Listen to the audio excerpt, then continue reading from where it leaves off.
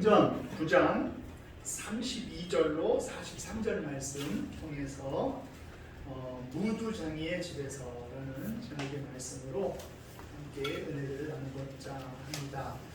무두장이는 전에 한번 소개를 해드린 것 같은데, 무두장이는 뭐하는 사람이죠? 예전 성경으로는 피장 시몬의 집 그렇게 했었는데, 피장, 무두장이 뭐하는 직업이라고 했죠?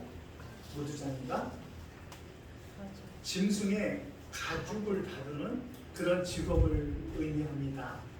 짐승의 가죽을 다루는 그런 직업을 의미하기 때문에 이 무두장이라는 이야기는 그 유대인들에게 있어서는 그렇게 좋은 직업은 아니고 천대받고 또 이렇게 인정받지 못하는 그런 부류의 직업군이다, 이렇게 보시면 됩니다. 창기 또 세리 이런 사람들보다는 낫겠지만, 그래도 그들은 그 짐승, 특별히 그 가죽을 다루는 일을 부정케 생각을 했기 때문에 이 무두장이의 집에 베드로가 머문 것은 하나님의 특별한 의도가 있어서라는 것을 오늘 말씀을 통해서 나누고자 합니다. 지난번에 동일한 제목 본문의 말씀으로 다비다의 선행과 그를 긍휼히 여기시는 하나님의 역사를 설교한 적이 있기 때문에 오늘은 무두장이의 집에 머문 베드로를 통한 하나님의 역사를 주목하려고 합니다. 전에 다비다에 대한 이야기를 했는데 잘 기억이 안 나시죠? 그래서 목사님들이 하는 말이 있어요. 설교는 3년에 한 번씩 돌아가면서 해도 절대 못 알아본다고, 그런 말이 있는데, 우리 성도님들은 우리 사랑하는 성도님들은 머리가 엄청 좋으셔서 다 기억하는 줄 알고, 제가 주일날은 절대 한 번 했던 설교는 똑같이 안 하려고 노력하고 있습니다. 잘하죠? 네. 그런데 그 웃는 의미가 무엇입니까? 저희도 3년에 한 번씩 해도 결코 못 알아볼 것처럼 그렇게 웃으시고 곤란합니다. 오해합니다, 남들이. 그 다비다는 그 다비다를 이렇게 일으키면서 한 말이 뭐라고 얘기를 하냐면은 다비다야 일어나라 그랬어요. 이것은 예수님이 소녀여 일어나라 라고 했던 야이로의 딸을 살린 그때의 이야기, 소녀여 일어나라라는 말을 아람어로 뭐라고 얘기하냐면은 달리다굼 그래요. 달리다굼. 그런데 베드로가 오늘 다비다를 살렸을 때 했던 말은 뭐냐고 하면은 다비다굼 이렇게 얘기합니다. 다비다여 일어나라, 이런 말이에요.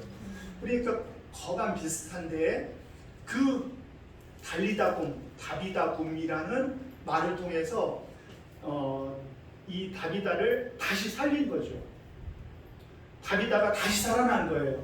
부활한 것이 아니라 다시 생명이 돌아오고 다비다가 다시 산 역사가 일어났는데, 그때의 그 기쁨은 특별히 다비다에게 많은 신세와 사랑을 받은 사람들에게 얼마나 큰 위로를 주었는지 몰라요. 그래서 그 요빠 지역에 있는 많은 사람들이 주께로 돌아왔어요.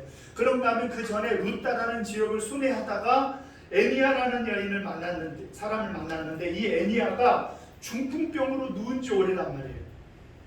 중풍병으로. 그래서 그 중풍병이었던 애니아를 베드로가 뭐라고 얘기하냐면은 그리스도께서 너를 낫게 하신다 그러면서 그를 일으켜 건강한 몸으로 만들자 루다에 사는 모든 사람들, 거반 많은 사람들이 주께로 돌아오는 역사가 있었어요. 그리고 베드로는 순회하면서 말씀을 전하고 또 주의 몸된 교회가 든든한가를 살피는 중이었는데, 그가 이 욥바에서의 사역을 마친 다음에는 무두장이의 집에 머물렀다라고 기록하고 있습니다. 43절 말씀이죠. 다시 한번 43절을 읽습니다. 시작. 베드로가 욥바에 여러 날 있어 시몬이라는 무두장이의 집에서 머무니라. 아멘. 베드로가 무두장이 시몬의 집에 머문 이유가 무엇이겠는가? 이 이유를 우리들이 좀 주목해 봐야 돼요. 왜냐하면 다른 사람들은 일반적으로 이 무두장이의 집에 머무는 것을 좋아하지 않아요. 함께 어울리려고 하질 않아요. 왜냐하면 이스라엘 백성들은 부정한 것들은 전염된다고 믿어요. 전염된다고. 그래서 무두장이의 부정이 나에게 전염을 끼칠까봐 두려워해서 가까이 하질 않아요. 그런데 베드로는 요빠라는 말이 아름답다 그런 말이거든요. 요빠 항구에 있던 그 아름다운 곳 중에서도 이 무두장이의 집에 하필 머문단 말이죠. 무두장이의 집에.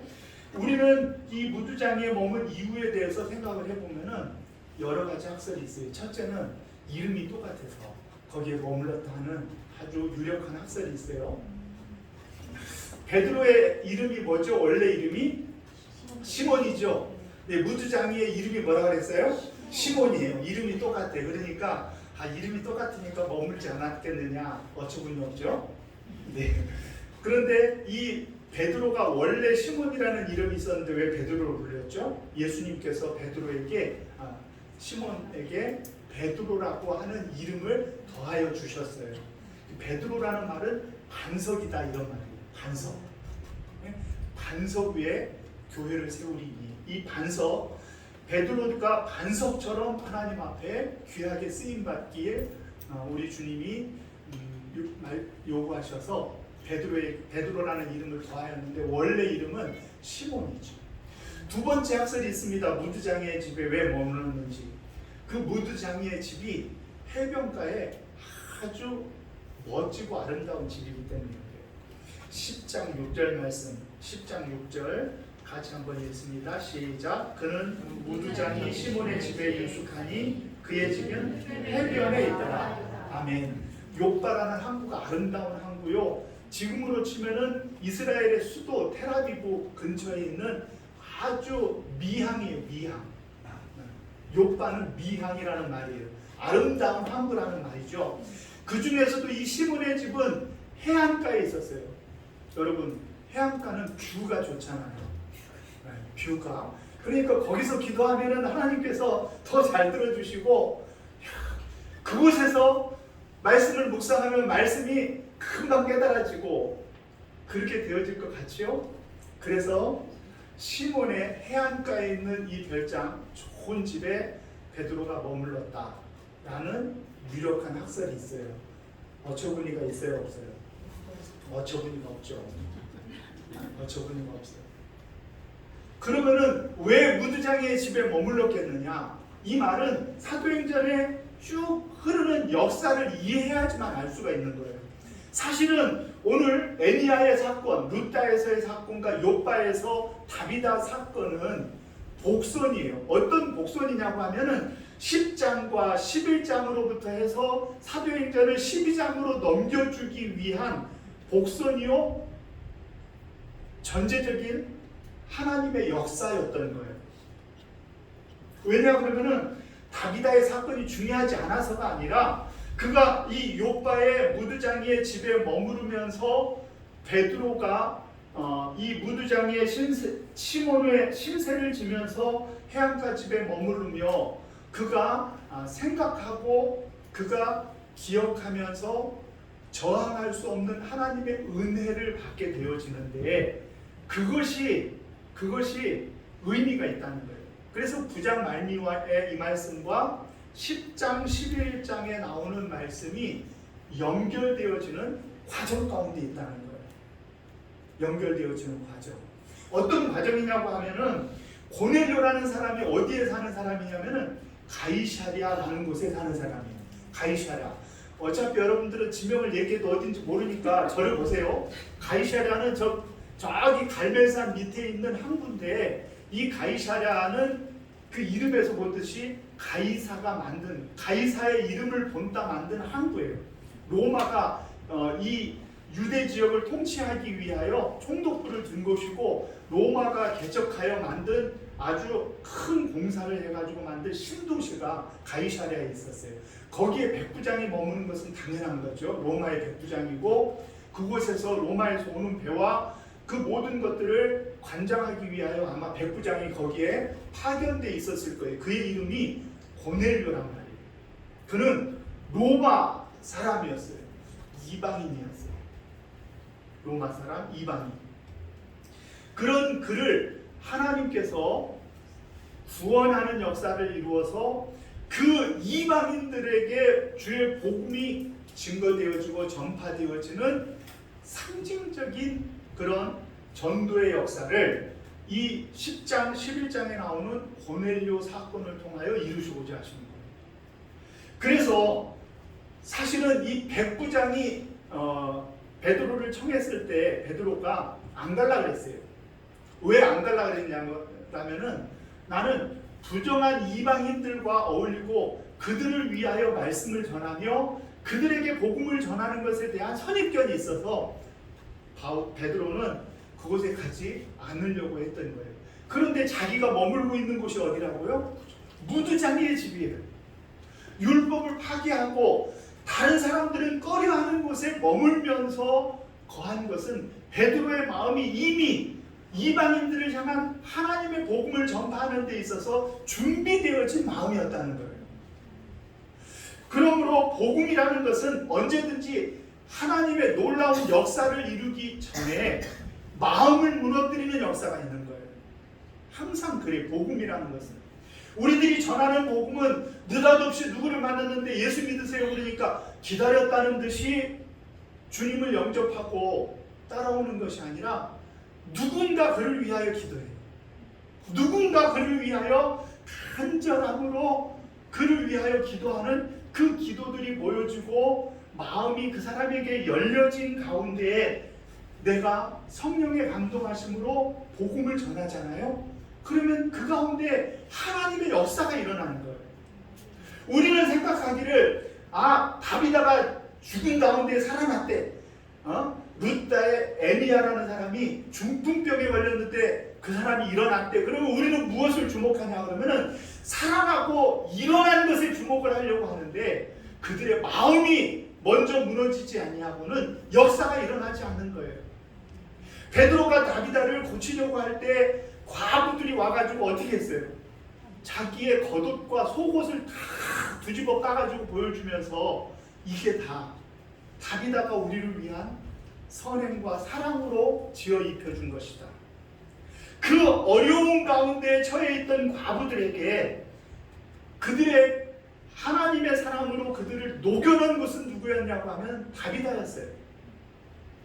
하나님의 사랑이 그들을 먼저 녹여놓고 그들의 마음이 준비되어졌을 때 그때 복음이 전파되어지자 그 복음은 놀라운 역사로 일어나서 루다 지역이 온 지역이 주께로 돌아오고 요바라고 하는 큰 도시에 많은 사람들이 주님을 영접하는 역사가 일어났다는 것이죠.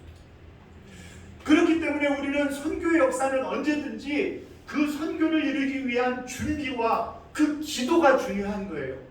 우리들은 하나님 앞에 열심히 복음을 전하고 하나님의 사랑을 전파하는 삶을 살아야 되는데 그 하나님의 사랑을 보여내며 살아가는 그 삶이 바로 마음을 개간하는 것이며 마음을 유하게 하고 마음을 주께로 돌이키기 위한 우리의 사전 전도 작업이다라는 것을 저와 여러분들이 기억하셔야 될 줄로 믿습니다. 대한민국에 복음이 들어왔을 때 그 복음을 전하던 사람들이 너무 훌륭한 분들이 들어온 거예요. 그 중에서도 피장 시몬의 집처럼 무두장의 시몬의 집처럼 사무엘 무어라는 선교사님이 지난번에 잠깐 말씀드렸지만 복음을 전하러 왔는데 운명적으로 누구를 만났냐고 하면 박가라는 사람을 만났어요. 박가. 이 박가라는 사람은 이름이 없어요. 왜냐하면 이 사람이 백정이거든요. 백정이어서 백정은 이름도 못 갖고요. 백정이 가장 서러운 것은 이 망건하고 상투를 갓을 쓰지를 못해요. 그 당시까지. 갑오개혁이 일어났는데도 아직은 그들은 천민 중에 천민, 7개 천민 중에 가장 천민에 속한 사람들이 백정이었어요.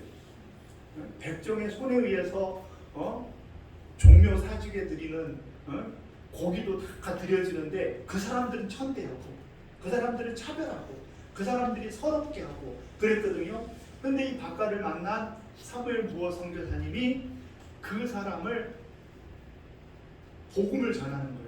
근데 그 복음을 전하는 데 있어서 이 사람이 박가라는 사람이 콜레라에 걸려가지고 죽어가는데 이때 그 국문을 배우러 왔던 그 박가의 아들이 그 사람을 이제 선교사님밖에 도움을 청할 데가 없는 거예요. 그래가지고 이 사무엘 무어 선교사님한테 가서 아버지를 살려달라고 그랬는데 이 사람이 누구를 잘 알았느냐고 하면 그 당시에 그 세브란스 병원을 세웠던 그 유명한 선교사님이 계셨는데 그 에비슨 선교사님이라고 이분하고 친분이 깊었어요. 그래가지고 에비슨 선교사님이 그때 제중원에 거하면서 고종 황제를 이렇게 주치의로 일하는, 그러니까 예전에 그걸 뭐라 그래요? 그 임금님들 그거 하는 그 어이죠, 어이. 허준처럼 어이로 일을 하고 있었는데 이 사람한테 특별 부탁을 해가지고 이 박가를 최선을 다해서 감명을 해가지고 고쳐놓은 거예요. 그런데 고쳐놨는데 이 박가가 난리가 났어요. 왜냐하면 감히 임금님의 옥체를 섬기는 그 손으로 나 같은 사람을 고쳐줬다는 것에 너무 죄송해가지고 이 사람이 죄송한 마음이 어떻게 했냐 그러면 주께로 돌아온 거예요. 그래서 예수 믿는 사람이 됐어요. 그래서 이 선교사님이 이 사람한테 이름도 줬어요. 상춘이라는 이름을 줬어요. 박상춘. 그리고 이 사람 아들도 이름을 못 가졌는데 이름을 태양이라고 지어줬어요. 그리고 그 아들을 서양의 의사 교육을 시켜가지고 최초의 서양 의사로 만들었어요. 그러면서 이 사람이 어려운 사람들, 특별히 백정들을 돌아봤다는 소식을 듣자 많은 힘들고 어려운 사연들을 다 가지고 이 사무엘 무어 선교사님한테 나오는 것이죠. 그래서 당시에 조선에 힘들고 어려운 일들이 있으면 이 선교사님한테 가면 해결된다 하는 그런 말이 있을 정도로 그런 놀라운 역사가 있게 되어진 것이죠. 그래가지고 이 사람이 그 교회를 세웠는데 거기가 어디냐고 하면 지금의 반도호텔 쪽에 있는 을지로 일가 쪽에 있는 그 지역이었는데 거기가 담장이 아주 예쁜 곳이 있어가지고 그곳 이름을 곤당골이라 불렀어요. 곤당골은 고운 담장을 가진 마을이다 이런 말이에요. 곤당골. 그래서 곤당골 교회를 지었는데 그곳에 고종 황제의 친척도 그 교회를 다녀요. 이 박상출이라는 사람도 그 교회를 다녔어요. 그래가지고 그 교회를 열심히 섬기는데 이 양반들이 이 사람들하고 함께 예배를 못 드리겠다고 반란을 일으켰어요.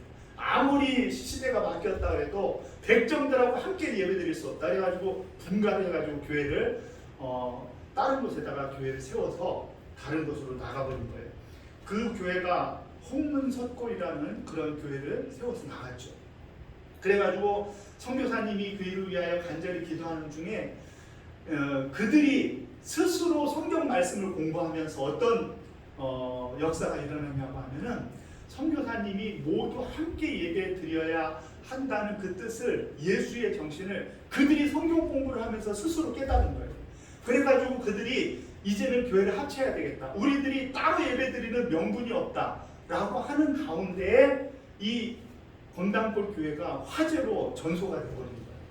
그래가지고 자연스럽게 이 흥문석골 교회에서 이 곤당골 교회 식구들을 다 맞아들여가지고 함께 예배를 드리는 역사가 일어났죠. 그런 이 선교 초기에 우리나라의 선교사님들의 그 이야기를 들어보면요, 어떤 마음이 드냐고 하면은 그리스도의 복음이 그냥 말로만 전파되어진 것이 아니라 그들의 삶 속에 들어가서 그들의 삶을 녹여넣는 역사가 있었다는 것이죠. 그들에게 다가가되 말씀으로만 다가가는 것이 아니라 그들의 가장 큰 아픔과 필요와 어려움들을 보도듬으면서 그러면서 그들 가운데 놀라운 역사를 이루는 그런 놀라운 선교의 역사가 우리 한국 교회를 일으키는 원동력이 되었다는 것이죠. 저와 여러분들은 그 교회, 그 정신, 그 사랑을 함께 우리가 본받아야 돼요. 이 곤단골 교회가 나중에 승동교회라고 하는 우리 한국 기독교 역사에 아주 유서가 깊은 그 교회가 되었는데, 그 교회 성도들은 아직도 장로님들을 이렇게 섬길 때 세상적인 관점으로 뽑지 않고 정말 그 사무엘 무어 선교사님의 그 정신을 가지고 일꾼들을 세우면서 하나님을 사랑하며 기쁨으로 주님을 섬기는 교회가 되어진 것이죠. 오늘 하나님께서 다비다를 또 에리야를 고치고 살리는 역사를 통하여서 베드로가 무두장이의 집에 거하게 되어진 것은 우연이 아니라 하나님의 큰 그림 가운데 베드로의 마음을 준비시키기 위함이었다는 거예요. 무두장이의 집에 거하는 베드로, 어울리지가 않죠. 어울리지가 않는데 그 역사가 결국은 선교의 역사에 있어서 유대인에게서 이방인에게로 복음이 넘어가는 놀라운 상징적인 사건이 그 가운데 일어나게 되어지는데, 하나님께서 베드로를 쓰시려고 무두장이의 집으로 보냈다는 거예요. 그렇다고 하면 우리들의 무두장이의 집은 어디겠나요? 우리에게 아픔을 요청하고 도움을 요청하며 우리들에게 손을 벌려 우리를 향하여 도움을 요청하는 그런 사람들의 집이라면은 그곳이 우리들의 무두장이의 집이고, 그곳이 우리들이 나아갈 바며, 그곳에 가서 우리들은 그들의 마음을 녹여놓는 가운데 결국은 무두장이 시몬만 그의 마음이 열려진 것이 아니라 유대인들의 마음이 열려지고 하나님 나라의 복음이 열려지고, 그래서 결국은 하나님의 놀라운 역사를 이루는 데 있어서 하나님께서 베드로를 쓰셨다는 거예요. 베드로는 그래도 가지 않으려고 하자 보따리 속에 많은 부정한 것이 담겨서 환상 가운데 하나님께서 내가 정하다는 것을 너가 어떻게 부정하다 하느냐라고 하나님이 교훈하셔서까지 베드로를 사용하시기 위하여 그를 무두장이의 집에 머물게 하였다는 것입니다.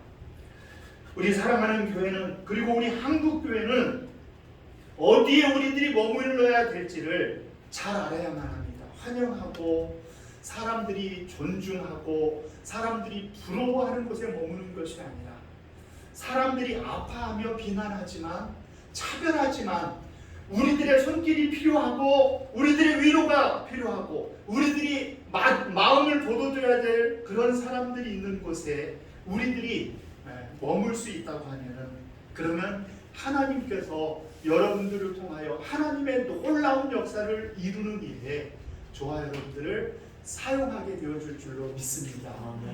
진정한 행복이 무엇입니까? 진정한 삶의 방향이 무엇입니까? 다른 것이 아니에요. 하나님의 마음을 알아서 하나님이 기뻐하시고 원하는 곳에 우리의 진보다리를 풀고 우리들이 머무는 그 사람이 되어진다고 하면은, 우리는 하나님의 마음을 시원케 하여 드리는 하나님의 선하심을 맛보아 알게 하는 믿음의 사람들이 되어줄 줄로 믿으시기를 바랍니다. 우리 사랑하는 교회는 그래서 무두장이의 집이라 할지라도 그것이 뷰가 좋아서가 아니에요. 해안가에 있어서가 아니에요. 그곳이 다른 이유 때문이 아니라 그곳에 내가 머물러서 이제는 하나님이 정하다 하신 것을 부정하다 여기는 나를 깨뜨리시기 위한 하나님의 놀라운 역사로 우리들이 무두장이의 집에 머무른다 하면 우리들이 그 머무르는 곳이 복되고 아름다우며 그곳에서 우리들의 행하는 일이 사람들의 마음을 녹여내는 일이 되어지며 그곳에서 하나님의 놀라운 역사를 이루는 일에 저와 여러분들이 쓰임받게 되어질 줄로 믿습니다. 하나님 앞에 우리들이 함께 행복이라는 찬양을 드리기를 원합니다. 화려하지 않아도 정결하게 사는 삶이 우리에게 있어야만 합니다. 가진 것이 적어도 감사하며 살고 내게 주신 작은 힘이라도 나누어주는 삶이 되어진다고 하면은 그것이 우리들에게 행복이고 그것이 바로 사람들의 마음을 녹여놓는 놀라운 역사가 되어줄 줄 믿으시면서 함께 찬양하십니다.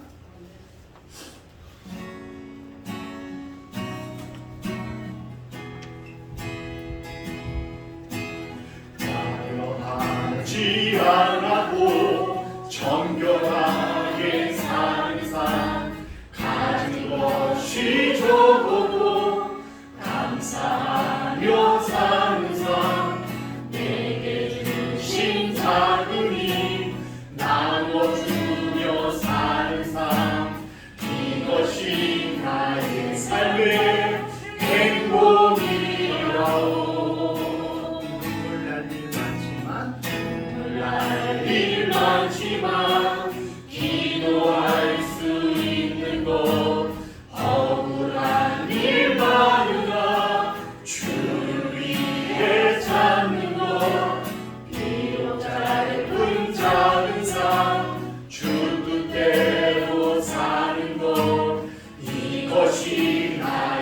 삶의 행복이라오.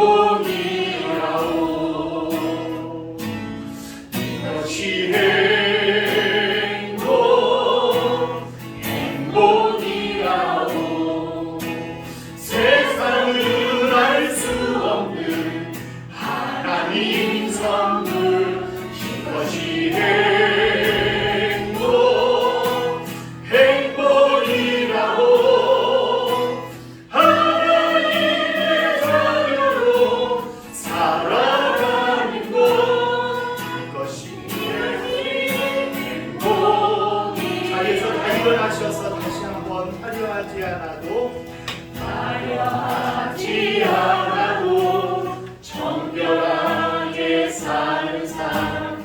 가진 것이 적어도 감사하며 사는 삶. 내게 주신 작은 힘 나누어주며 사는 삶. 이것이 나의 삶의 행복이라오. 눈물 흘릴 많지만 기도할 수 있는 것. 억울한 일 많으나 주를 위해 찾는 것. 비록 짧은 작은 삶 주 뜻대로 사는 것. 이것이 나의 삶의 행복이라오. 이것이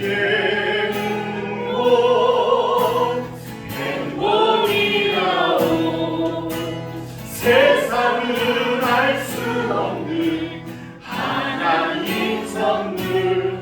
이것이